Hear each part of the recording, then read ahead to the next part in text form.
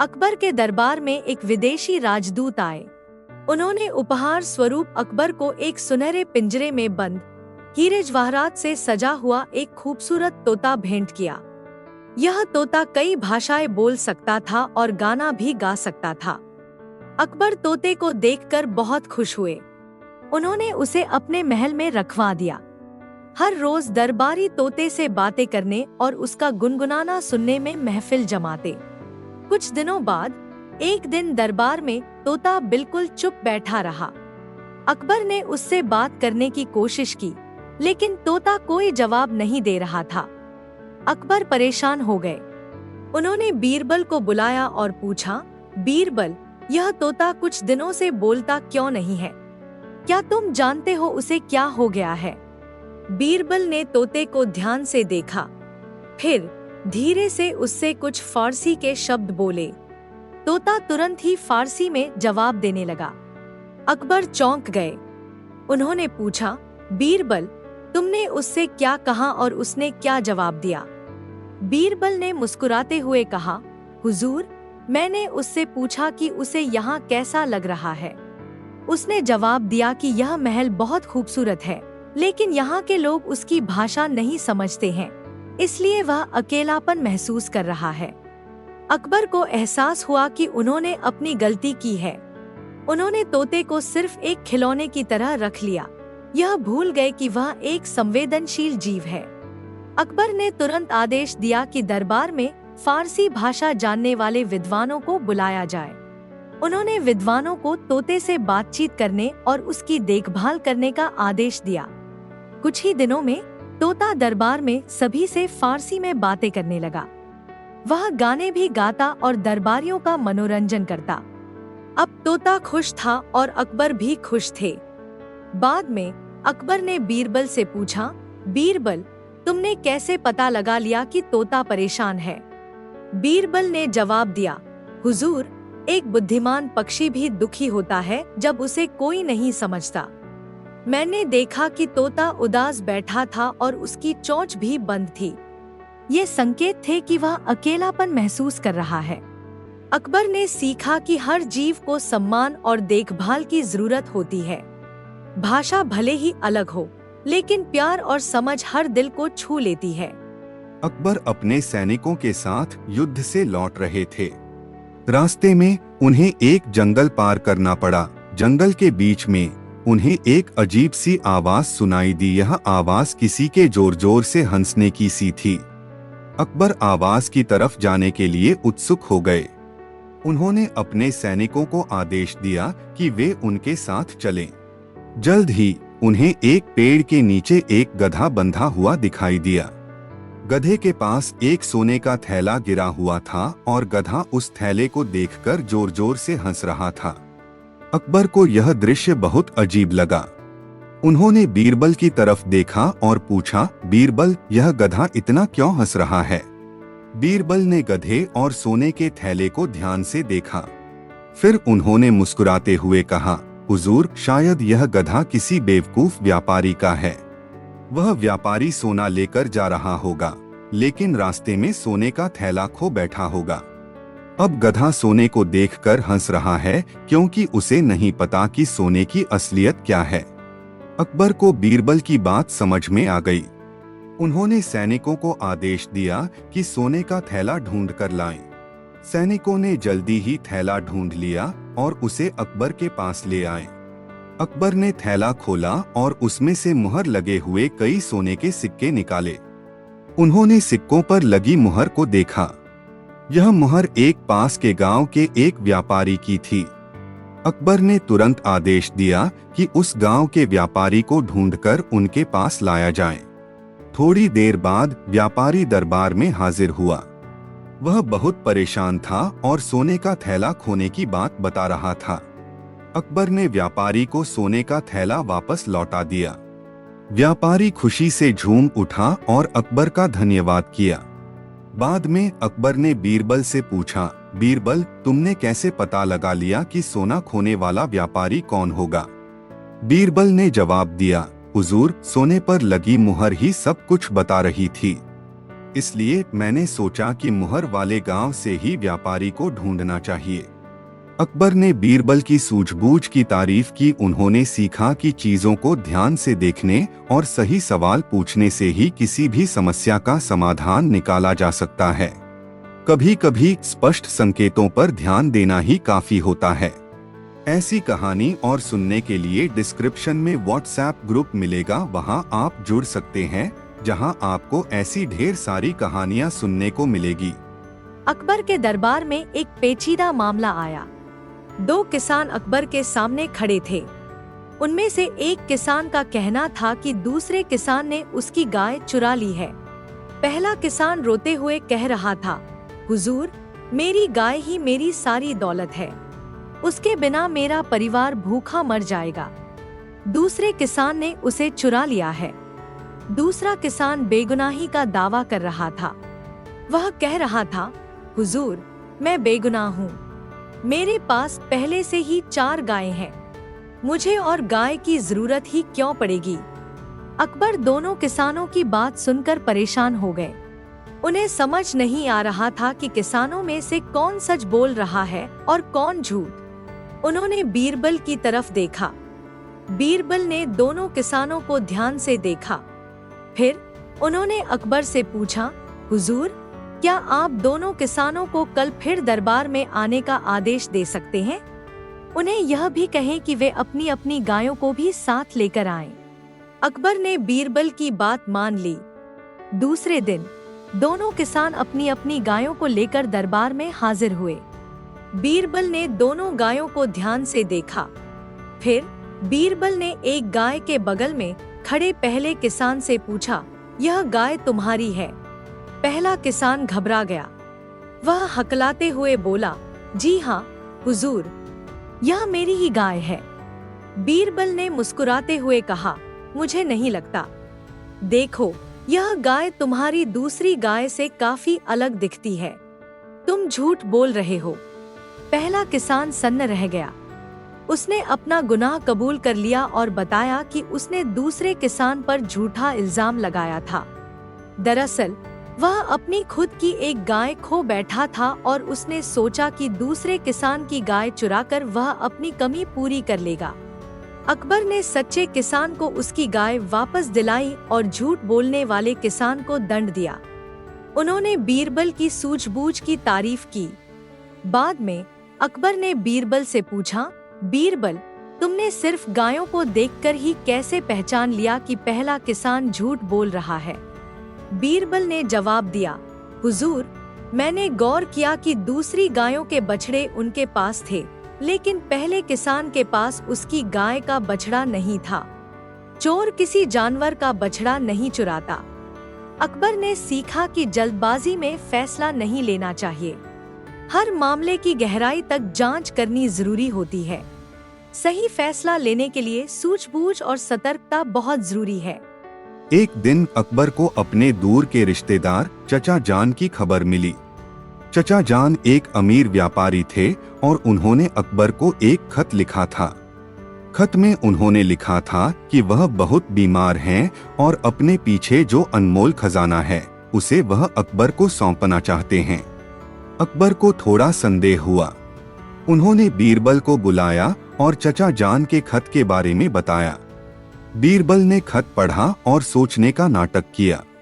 अकबर ने पूछा, बीरबल, क्या हमें चचा जान के पास जाना चाहिए? बीरबल ने जवाब दिया, हुजूर, चचा जान काफी दूर रहते हैं। इससे पहले कि हम वहां पहुंचें, हो सकता है वह स्वस्थ हो चुके हों। लेकिन खजाने के बारे में पता लगाना भी जरूरी है। बीरबल ने एक तरकीब सोची। उन्होंने अकबर को सलाह दी कि वे चचा जान को एक जवाबी खत लिखें। खत में लिखें कि अकबर उनकी बीमारी की खबर सुनकर बहुत दुखी हुए हैं और उनके जल्दी स्वस्थ होने की कामना करते हैं। साथ ही खत में यह भी लिखें कि अकबर अपने सबसे भरोसेमंद दरबारी बीरबल को उनके पास भेज रहे हैं ताकि वह उनकी देखभाल कर सकें। अकबर को बीरबल की यह योजना पसंद आई। उन्होंने वैसा ही खत लिखकर बीरबल के साथ चचा जान के गांव भेज दिया। कुछ दिनों के बाद बीरबल चचा जान के गांव पहुंच गए। उन्हें पता चला कि चचा जान की मृत्यु हो चुकी है। गांव के लोगों ने बताया कि चचा जान के पास कोई खजाना नहीं था। बीरबल को थोड़ा अजीब लगा। उस रात बीरबल चचा जान की पुरानी हवेली में रुके हुए थे। आधी रात के बाद उन्होंने अजीब सी आवाजें सुनी। वह आवाजें किसी के फर्श पर चलने की सी लग रही थीं। बीरबल को हुआ। उन्होंने धीरे धीरे आवाज की तरफ जाने की कोशिश की। आवाजें एक खाली कमरे से आ रही थीं। बीरबल ने कमरे का दरवाजा खोला। कमरे के अंदर का नजारा देखकर बीरबल दंग रह गए। कमरे के बीचों बीच एक बड़ी सी तिजोरी रखी हुई थी और तिजोरी का दरवाजा खुला हुआ था। तिजोरी के अंदर सोने के सिक्के और हीरे जवाहरात चमक रहे थे। तभी बीरबल ने देखा कि एक बूढ़ा आदमी तिजोरी से बाहर निकल रहा है। वह आदमी हवा में तैर रहा था। बीरबल डर के मारे चीखने लगे।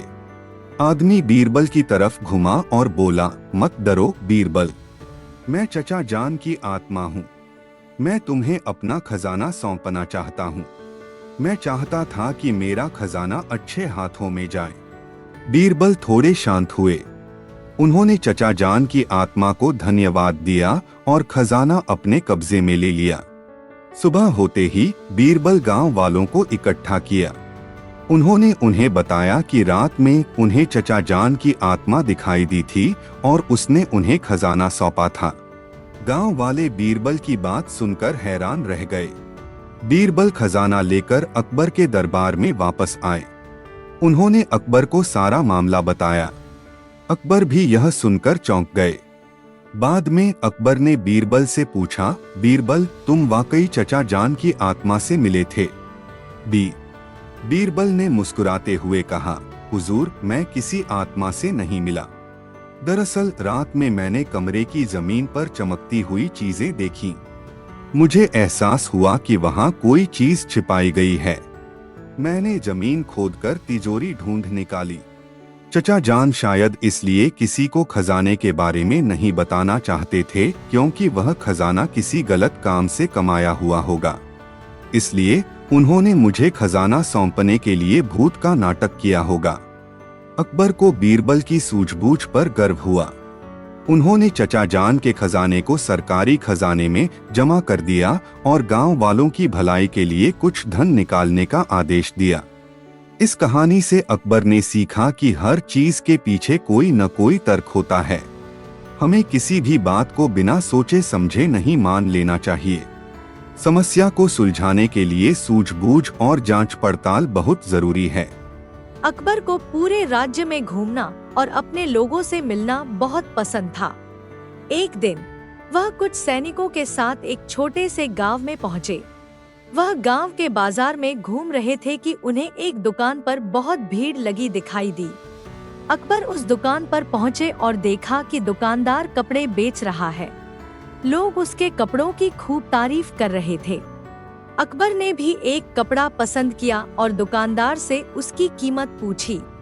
दुकानदार ने कपड़े की असल कीमत से दोगुनी रकम बता दी। अकबर जानते थे कि दुकानदार उन्हें धोखा देने की कोशिश कर रहा है, लेकिन उन्होंने सीधे कुछ नहीं कहा। उन्होंने दुकानदार से पूछा, यह कपड़ा बहुत अच्छा है, लेकिन क्या इसकी कीमत थोड़ी कम नहीं हो सकती? दुकानदार ने मना कर दिया और फिर से वही ज्यादा रकम बता दी। अकबर ने सोचा कि उन्हें बीरबल की मदद लेनी चाहिए। वह अपने सैनिकों के साथ दुकान से बाहर निकल आए और थोड़ी दूर जाकर उन्होंने अपना असली रूप धारण कर लिया। फिर उन्होंने एक सैनिक को बीरबल के पास भेजा। कुछ देर बाद बीरबल दरबारियों के साथ वहां पहुंचे। अकबर ने बीरबल को सारा मामला बताया। बीरबल ने मुस्कुराते हुए कहा, हुजूर, चिंता मत करो, मैं उस दुकानदार को सबक सिखाता हूँ। बीरबल दरबारियों के साथ उस दुकान पर गए। वह दुकानदार को पहचान नहीं पाए क्योंकि अकबर ने छम रूप धारण कर रखा था। बीरबल ने दुकानदार से वही कपड़ा मांगा जो अकबर ने पसंद किया था। दुकानदार ने फिर वही गलती की और कपड़े की असल कीमत से दुगनी रकम बता दी। बीरबल ने दुकानदार से कहा, यह तो बहुत ज्यादा रकम है, मैं इतना नहीं दे सकता। दुकानदार ने कहा, लेकिन यह कपड़ा बहुत ही खास है, इसे बनाने में बहुत मेहनत लगी है। बीरबल ने दुकानदार को गौर से देखा, फिर उन्होंने ऊंची आवाज में कहा, यह कपड़ा तो बिल्कुल साधारण है, मुझे लगता है कि तुम सच नहीं बोल रहे हो। बीरबल की बात सुनकर आसपास के लोग इकट्ठा हो गए। उन्होंने दुकानदार को धोखा देने के लिए डांटना शुरू कर दिया। दुकानदार शर्मिंदा हो गया। अकबर ने अपना छद्म रूप त्याग दिया और दुकानदार को पहचान लिया। दुकानदार अकबर के पैरों पर गिर गया और माफी मांगने लगा। अकबर ने दुकानदार को कड़ी चेतावनी दी और कहा कि ईमानदारी से व्यापार करना चाहिए, लोगों को धोखा देकर कभी भी सफलता नहीं मिलती। बाद में अकबर ने बीरबल से पूछा, बीरबल, तुमने दुकानदार को पहचाना भी नहीं था, फिर भी उसे सबक कैसे सिखा दिया? बीरबल ने जवाब दिया, हुजूर, मैंने देखा कि दुकानदार हर ग्राहक को ज्यादा रकम बता रहा था। ईमानदार व्यापारी ऐसा नहीं करते, इसलिए मुझे पता चल गया कि वह बेईमान है। अकबर ने सीखा कि ईमानदारी ही सबसे अच्छी नीति है। सच बोलने और ईमानदारी से काम करने से ही इंसान को सम्मान मिलता है। अकबर को पहेलियां सुलझाना बहुत पसंद था। एक दिन दरबार में एक विदेशी मेहमान आया। वह मेहमान अकबर के लिए एक तोहफा लाया, एक खूबसूरत सा मिट्टी का घड़ा। घड़े पर कुछ अजीब सी निशान बनी हुई थीं। मेहमान ने अकबर को बताया कि यह एक पहेली का घड़ा है। घड़े के अंदर एक कागज का टुकड़ा रखा है, जिस पर पहेली लिखी हुई है। पहेली को सुलझाने वाले को घड़े के अंदर छिपा हुआ खजाना मिलेगा। अकबर ने पहेली का घड़ा हाथ में लिया और ध्यान से निशानों को देखने लगे।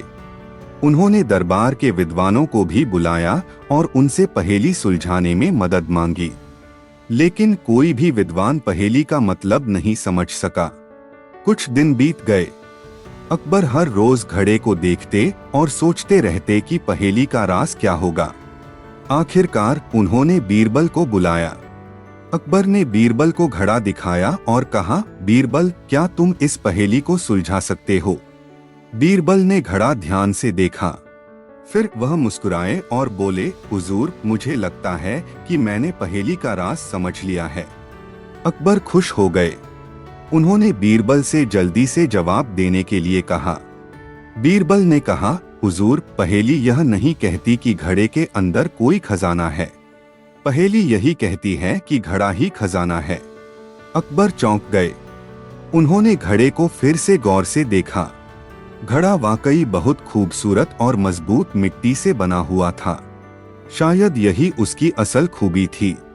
अकबर ने सैनिकों को आदेश दिया कि घड़े को तोड़कर देखें। जब घड़ा फोड़ा गया तो उसके अंदर कोई खजाना नहीं निकला। हालांकि घड़े की दीवारों के अंदर बहुत ही महीन और सुंदर लिखाई नजर आई। लिखाई को पढ़ने के बाद पता चला कि वह उस मिट्टी के बारे में थी जिससे घड़ा बनाया गया था। वह मिट्टी किसी खास जगह से मिलती थी और उस मिट्टी के कई औषधीय गुण थे। अकबर को एहसास हुआ कि बीरबल सही थे। घड़ा ही असली खजाना था, क्योंकि उस मिट्टी से कई लोगों का इलाज किया जा सकता था। उन्होंने उस खास मिट्टी को लाने का आदेश दिया और उससे दवाइयां बनवाकर पूरे राज्य में बांटी गईं। बाद में अकबर ने बीरबल से पूछा, बीरबल, तुमने कैसे पता लगाया कि घड़े के अंदर कोई खजाना नहीं है?